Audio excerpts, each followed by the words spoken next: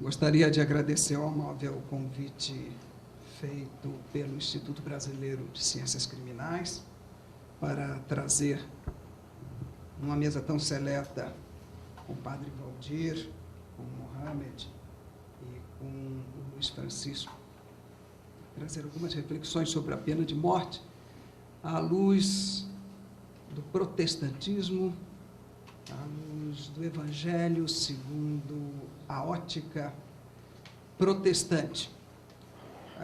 Cumprimento o professor Checari, o professor Albino, meus colegas da Universidade de São Paulo, Alamiro, e a todos os presentes.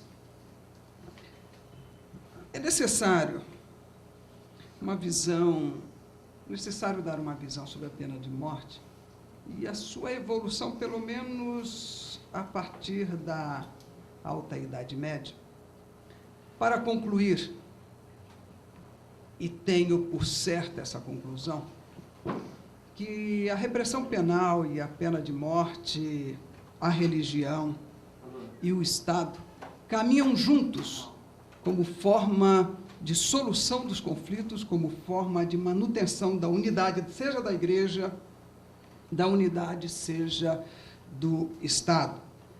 Pena de morte que na República Romana não foi reconhecida, mas sim no Principado e no Império. Pena de morte que ficou silenciosa, se não aplicada discretamente, durante a Alta Idade Média, porque nesta época aplicava-se o preço de sangue, e o preço de sangue significava a resolução do conflito, mesmo o conflito mais agudo, que é o homicídio, pela composição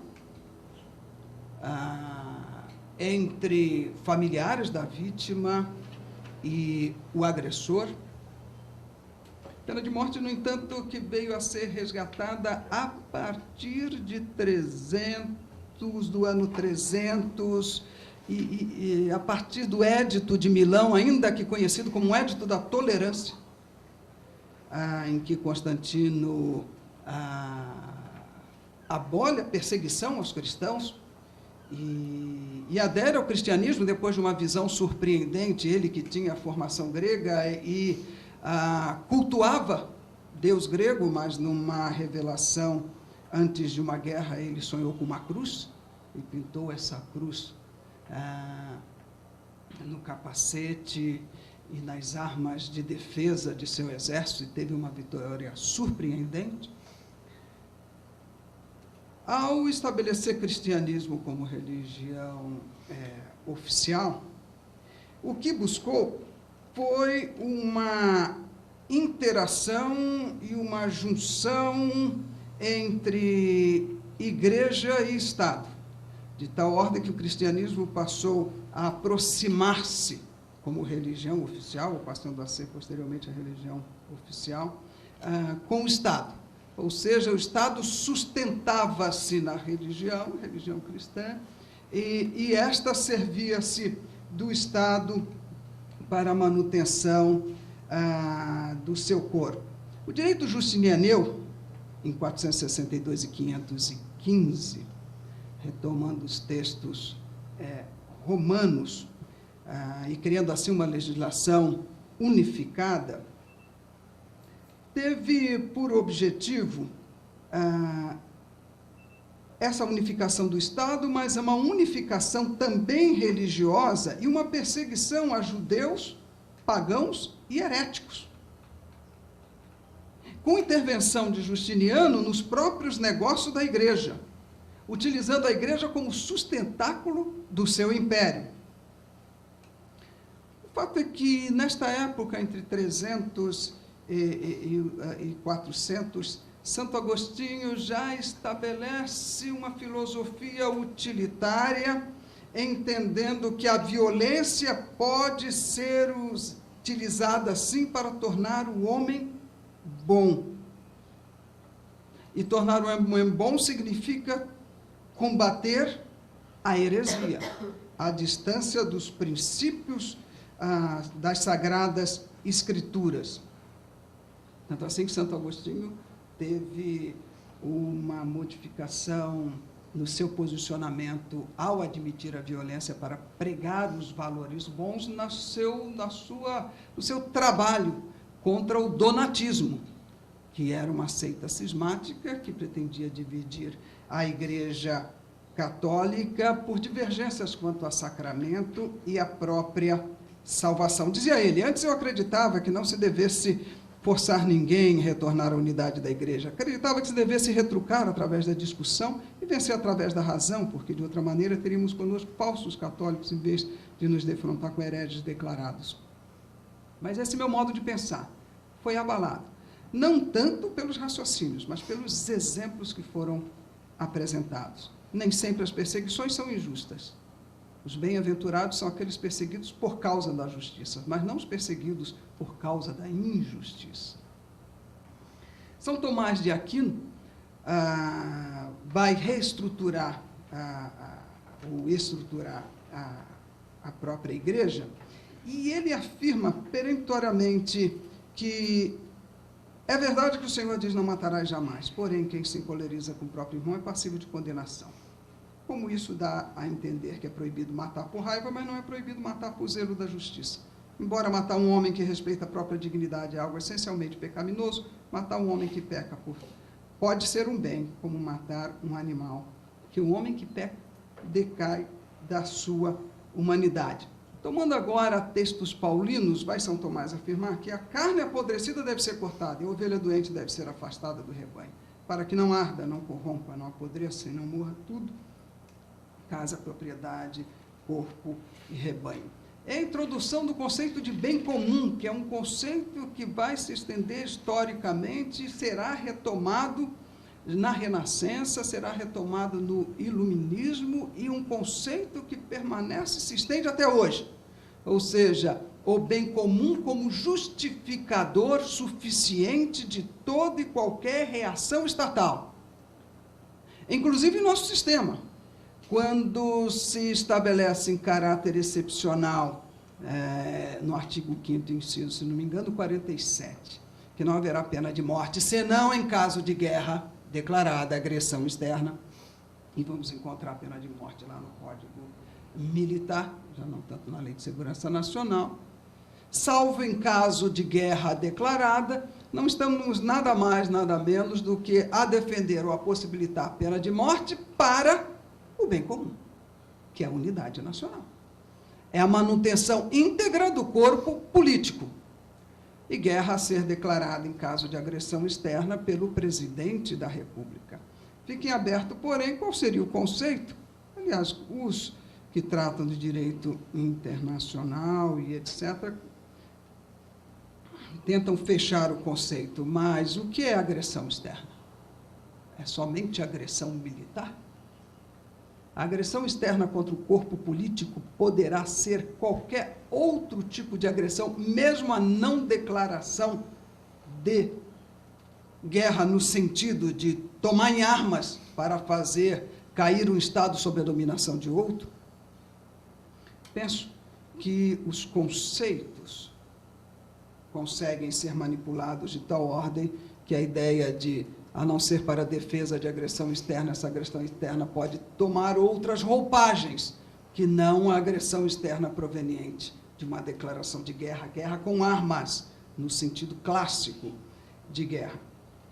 O fato é que, e retomando a exposição histórica, é que esses textos de Santo Agostinho e São Tomás de Aquino é que vão, como disse, já foi dito nesta mesa, é que vão justificar a Inquisição com Alexandre, Lúcio e Inocêncio, e também abrirá a oportunidade para as cruzadas, e cruzadas contra somente os mouros, para combater com violência e força a falta, né?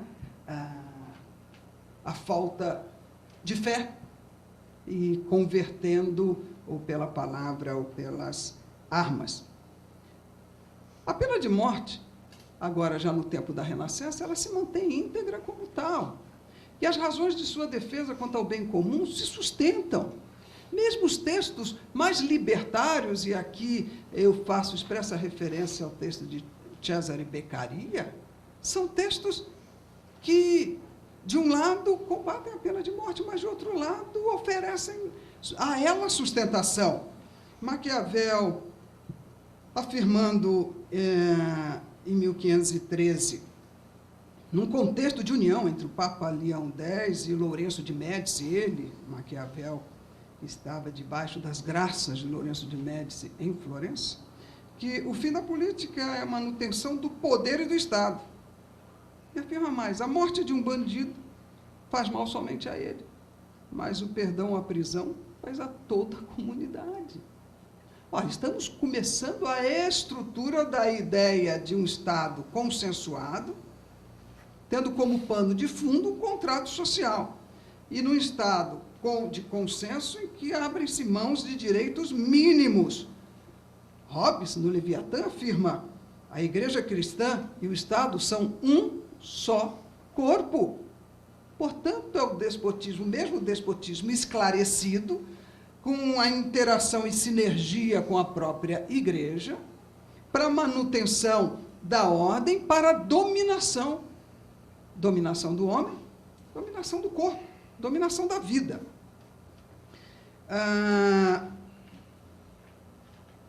Mesmo Montesquieu, em 1748, ainda que buscando fundamento em Locke, que era muito mais liberal, afirma uma coisa de extremo perigo, dizendo que as leis são resultado das circunstâncias históricas em dada sociedade. Portanto, busca aí o historicismo jurídico, ou seja, a lei não é produto de nenhuma razão inata, não é produto de nenhuma lei iluminada à consciência humana, mas ele é resultado de circunstâncias históricas em dada sociedade. Não existem leis justas ou injustas.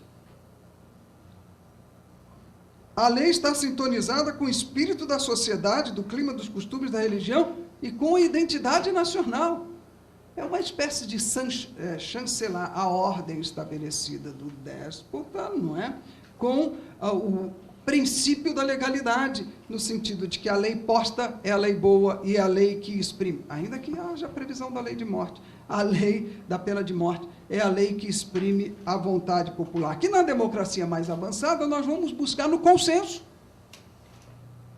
No consenso que pode ser expresso naquele topói. A voz do povo é a voz de Deus. Ou seja, o consenso, a reunião da vontade da maioria, a síntese da maioria, é a vontade do Deus que legitima o soberano, que através dele, inclusive soberano despotismo esclarecido, que podia interpretar as escrituras, é através dele que vem a lei, e a lei permite a dominação, e a dominação, visando ao bem comum, vai permitir a morte. Diz Beccaria, estamos em 1764, que vai servir de fundamento a Declaração de Direitos, de 1693. O rigor do castigo causa menos efeito sobre o espírito humano do que a duração da pena. Ele vai defender a prisão perpétua com trabalhos.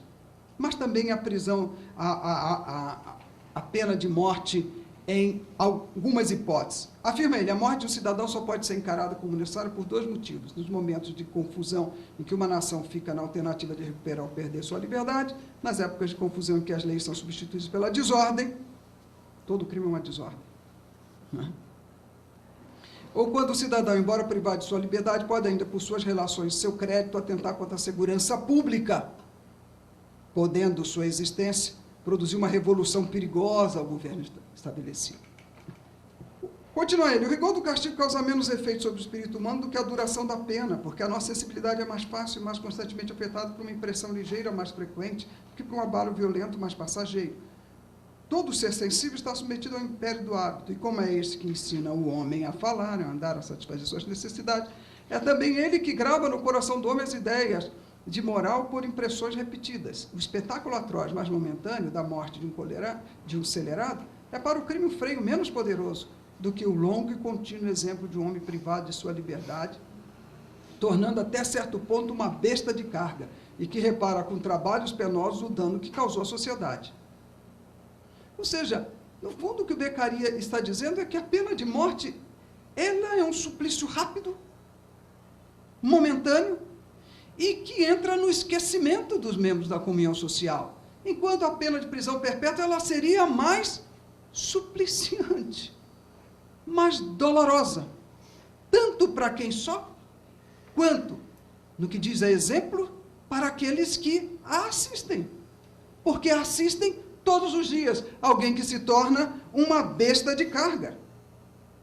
E continua ele dizendo, a morte às vezes é encarada de maneira tranquila pelo condenado, pelas suas convicções religiosas, e às vezes tem até como um prêmio.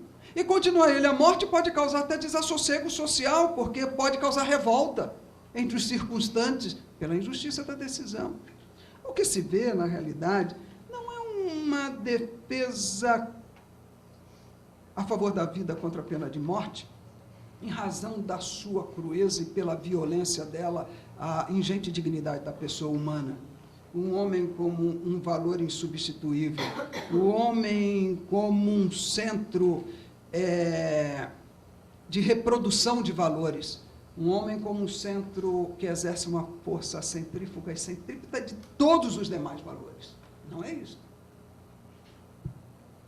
Ou seja, a pena de morte, ela vai estabelecer-se historicamente como uma contínua dominação religiosa e dominação política. E quando o Estado se confunde com a Igreja, uma interação constante e uma solução ótima de sinergia entre Estado e religião.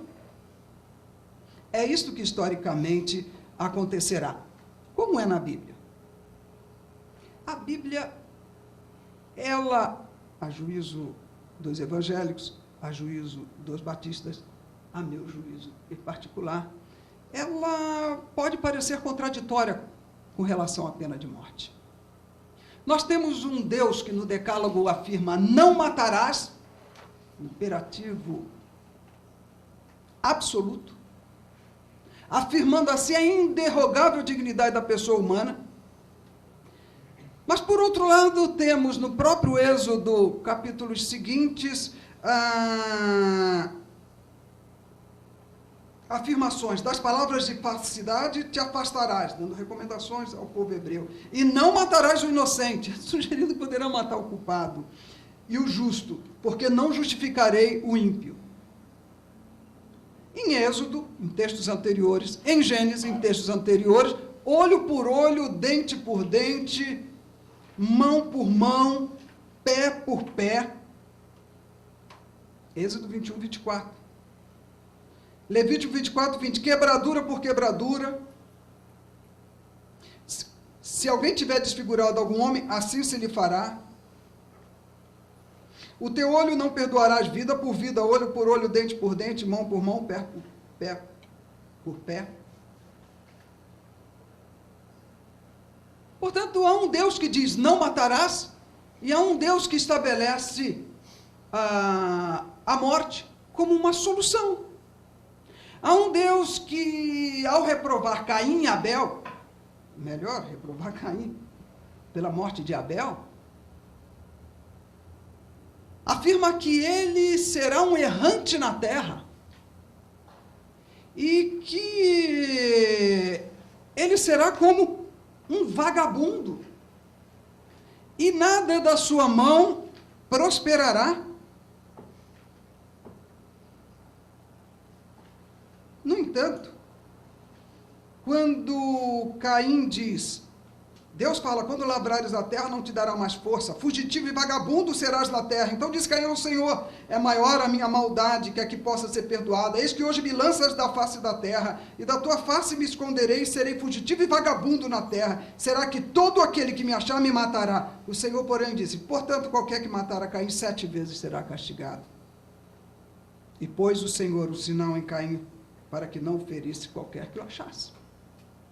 É um Deus que disse, não matarás, é um Deus que, com relação ao povo hebreu, recomendou olho por olho, dente por dente, Senhor, mate em caso de morte, e é um Deus que no Decálogo a Moisés afirma, não matarás. É um Deus que determina em Números 35 que se constituam as cidades asilo e as cidades de proteção para todo homicida que tenha cometido um homicídio involuntário, portanto, um homicídio culposo. E lá ele não poderá ser alcançado. Se sair da cidade asilo, poderá ser alcançado, sim. E quem ferir Este asilado será ferido de morte. Quem o matar será morto. Trata-se do vingador de sangue, porque quando se matava alguém, se não fugisse para a cidade asilo, o vingador de sangue, que era o parente mais próximo, poderia matar, mesmo pelo homicídio involuntário. Era o Goel.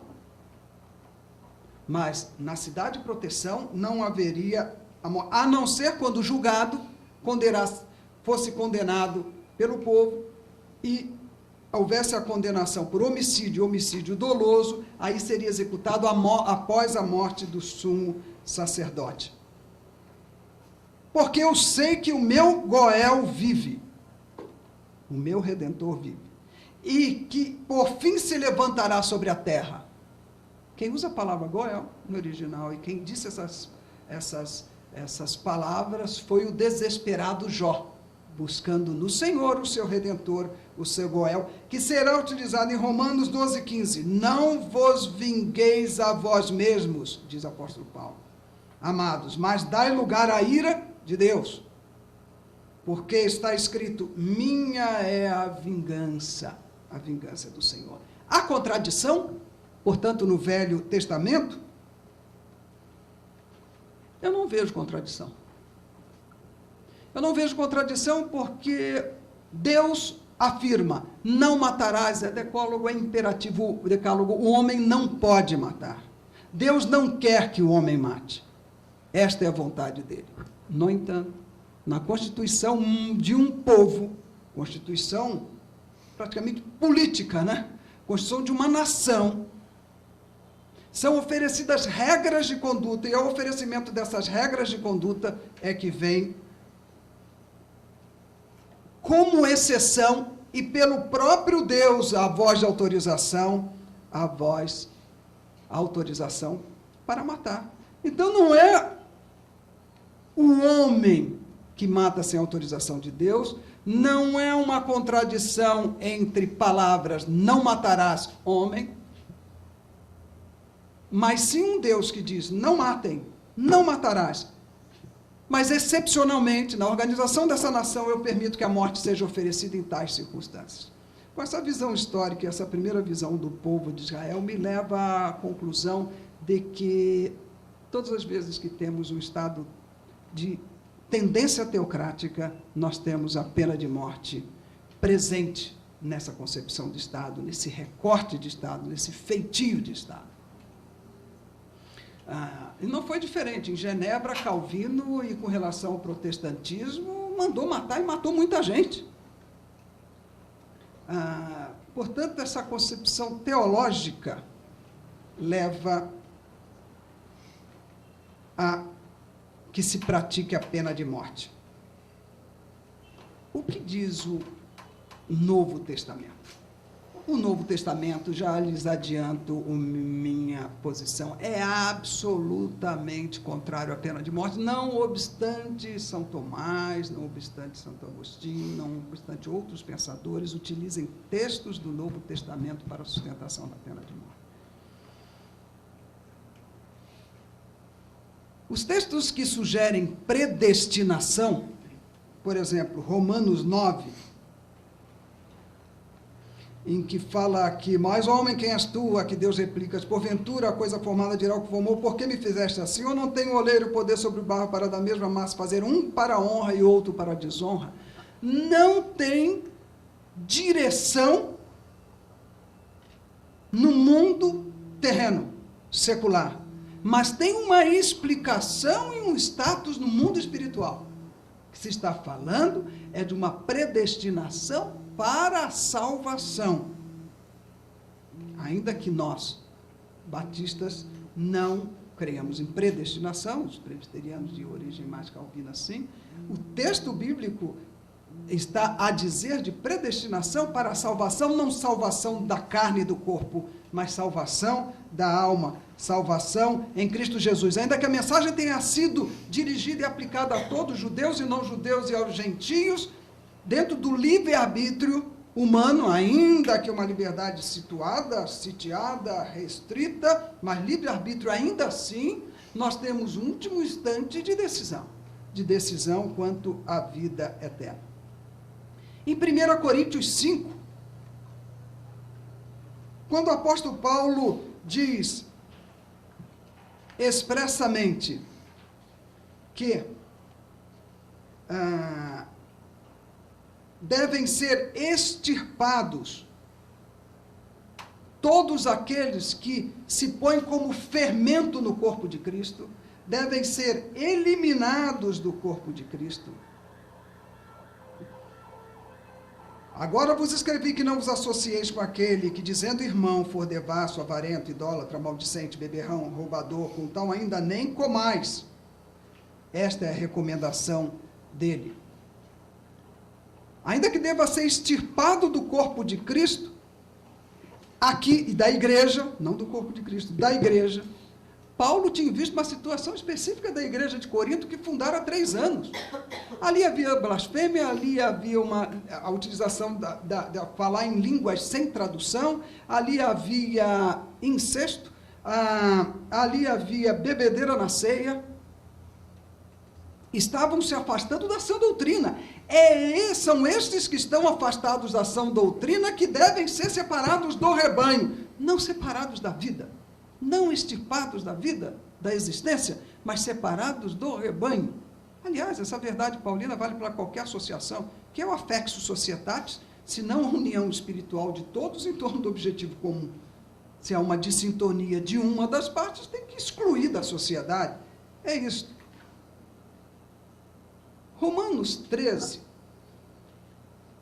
ao falar que toda alma esteja sujeita às potestades superiores, porque não há potestade que não venha de Deus, as potestades que foram ordenadas por Deus, por isso quem resiste à potestade resiste à ordenação de Deus, e os que resistem trarão sobre si mesmos a condenação, porque os magistrados não são terror para as boas obras, mas para as más. Queres tu, pois, não temer a potestade? Faze o bem e terás louvor dela, porque é ministro de Deus para o teu bem, mas se fizeres mal, teme, pois não traz debalde a espada, porque é ministro de Deus e vingador para castigar o que faz o mal. Ainda que aqui se tenha uma aproximação entre igreja e Estado de tal maneira que estariam os cristãos submetidos inexoravelmente à lei estatal, não está aqui a pregação da aceitação da pena de morte. Não está aqui a afirmação de que a pena de morte é legítima e justa. Está, sim, a afirmação de que devemos estar sujeitos à autoridade e à lei dos homens, e se fizermos o bem, não estaremos debaixo desta lei. Agora, se a lei dos homens prever uma pena de morte, a essa lei estaremos sujeitos, sem prejuízo, não está chancelando a pena de morte, mas sem prejuízo de oposição pelos mecanismos legais contra esta pena. Mas, para mim, o libelo maior contra a pena de morte é Jesus Cristo, que fala do amor. Em Mateus 5, porque vos digo, se a vossa justiça não exceder a dos escribas e fariseus. Justiça de escribas e fariseus é a justiça da lei, é a justiça da Torá. O que ele está falando aqui é uma justiça que excede a isto. De modo nenhum entrareis no reino dos céus. Ouvistes o que foi dito aos antigos, não matarás, mas qualquer que matar será réu de juízo. Eu, porém, vos digo que qualquer que sem motivo se encolerizar contra seu irmão será réu de juízo. Qualquer que disser a seu irmão raca, ou seja, louco, será réu de sinédrio. Qualquer que lhe disser maluco, louco, sem sentido, será réu de fogo do inferno. Portanto, se trouxeres a tua oferta ao altar e aí te lembrares que teu irmão tem alguma coisa contra ti, deixa a tua oferta, vai reconciliar-te primeiro com ele. Ouvistes o que foi dito, olho por olho, dente por dente, eu porém vos digo que não resistis ao mal, mas se qualquer te bater na face direita, oferece-lhe também a outra. O que pleitear contigo e tirar-te a túnica, larga-lhe também a capa. Se obrigar a caminhar 1 milha, vai com ele 2. Se alguém te pedir, não te desvies daquele que quiser pedir emprestado. Amarás ao teu próximo e odiarás o teu inimigo, está dito. Eu, porém, vos digo, amai vossos inimigos, bendizei os que vos maldizem, fazei bem aos que vos odeiam e orai pelos que vos maltratam e vos perseguem, para que sejais filhos do vosso Pai que está nos céus. Para mim, este é o principal libelo contra a pena de morte. A convicção de um evangélico batista. Os batistas creem na autoridade absoluta da Escritura e os batistas creem na independência das suas igrejas. Elas são autônomas. Existem organismos de convenção batista brasileira, são simples órgãos de coordenação. Pena de morte, nega o contrato social. O homem cedeu seu direito, mas não cedeu a vida para o bem comum. Nega a dignidade da pessoa humana. A pena de morte, ela professa a fé em que o homem é irrecuperável e que o homem perde, ou é capaz de perder, a sua humanidade e a sua dignidade quando pratica alguma infração, seja contra membro da comunhão social, seja contra o Estado. A pena de morte cria uma fissura no valor vida. É uma picada aberta. Por exemplo, o aborto e outras formas de restrição à vida. Portanto, a pena de morte acaba por relativizar, a partir do valor vida, todos os demais valores. Pena de morte, nola diz o professor Miguel Reale, no artigo sobre pena de morte e mistério. É uma pena desconhecida. E não podemos infligir a ninguém uma resposta jurídica estatal desconhecida. A pena poderá ser gozo eterno para uns, danação eterna para outros, mas ninguém nunca experimentou esta pena para poder dizer, ao cabo de seu cumprimento, é boa ou é má. A pena de morte é uma sanção absoluta, a pressupor responsabilidade absoluta, quando nenhum de nós tem a responsabilidade total e completa pelos atos que praticamos.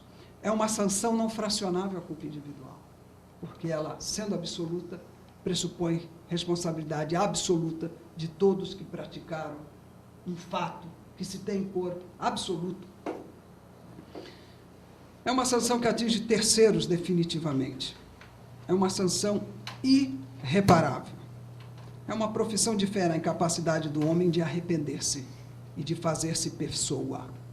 Portanto, frustra a finalidade de prevenção geral da pena. Claro, quando como uma espécie de remédio de efeito retardado, quando, através de alguém que tenha cumprido uma pena e volte ao corpo social e não mais transgrida, eu coloco naquela pessoa uma visão de dignidade, ela é uma pessoa digna, uma pessoa que se refez como homem, como pessoa, e de alguma maneira eu posso acreditar no magistério punitivo e assim prevenir infrações penais. É pena cruel.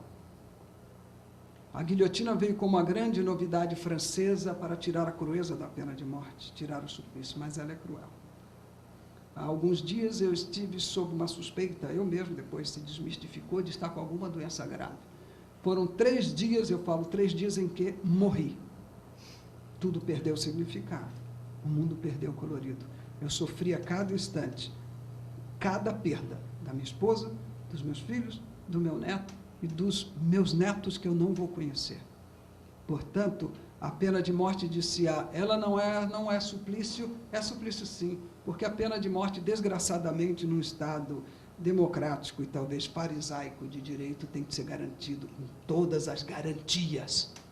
E todas as garantias importam todos os recursos. E todos os recursos importam 5, 10, 15 anos de agonia. Isso não é crueldade?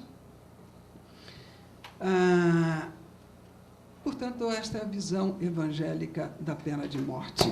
A pena de morte não se justifica sob nenhum prisma, muito menos a pena de morte será justificada à luz do Evangelho do nosso Senhor Jesus Cristo. Obrigado.